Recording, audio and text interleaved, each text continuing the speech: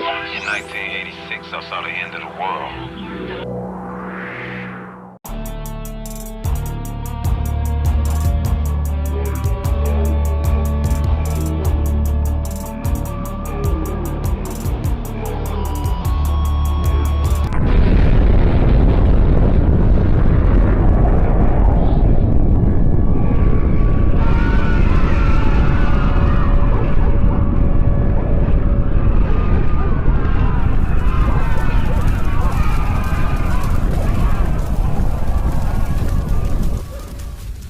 I've been on drugs for like 14 years, you know?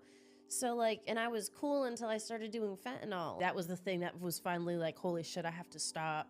Like, I have to stop doing this shit. Because you always say it's not gonna get worse, it's not gonna get worse, it's not gonna get worse, and then fentanyl hits you, and then you're just like, yeah, this is about as bad as it gets, buddy.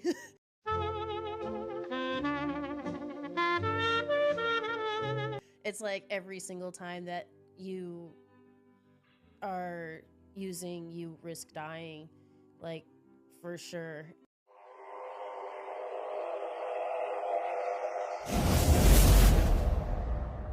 Somebody tell my mom that this is not a purse.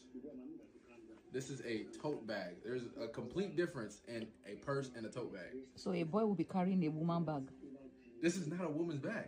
But you carry the purse. What? Come on, Granddad. This ain't no purse. It's a Gangstalicious man bag. What's wrong? Nothing.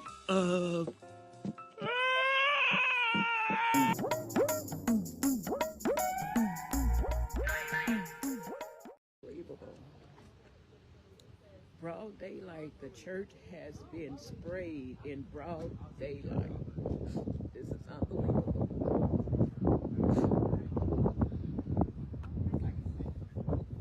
And I tell you, I am heartbroken right now.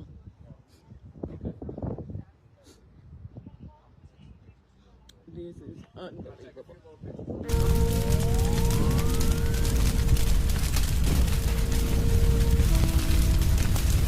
You got to know we drive like it's extra sloppy. Don't I love my... Oh, okay. About the Anunnaki real quick. Okay, so we are not actually full-blooded Anunnaki. We all gonna holler and act a fool. This is completely nasty. This is the level of perversion that we at, where we just playing and doodle. I see why. It's just like Idiocracy. He's so cute. Booty obsessions. They obsessed with booties and doodle around here. I love him.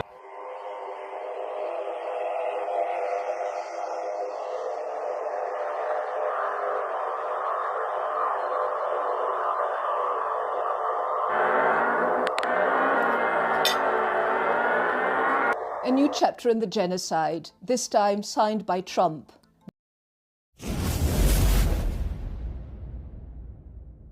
The butchery resumes in Gaza. A tiny baby girl lies lifeless, dressed in a rainbow-covered jumpsuit. The images keep coming, charred bodies, parents cradling their murdered children, blooded survivors stumbling through clouds of dust. And behind it all, a new signature. Trump stepping in to take over where Biden left off. Trump says he will open the gates of hell on Gaza.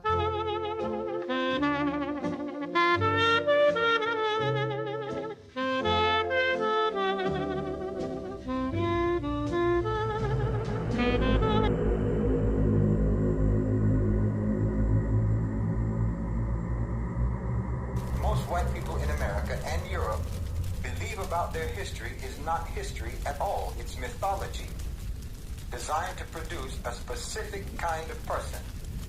A person who does not feel guilty. A person who does not feel accountable.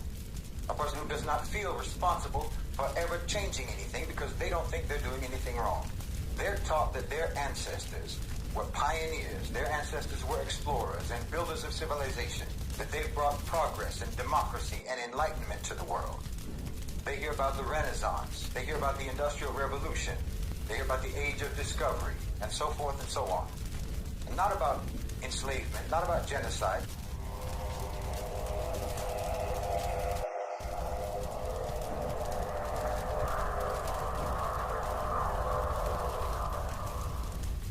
Not about theft, not about the destruction that their people are responsible for. They're not taught that their prosperity was built on unimaginable suffering.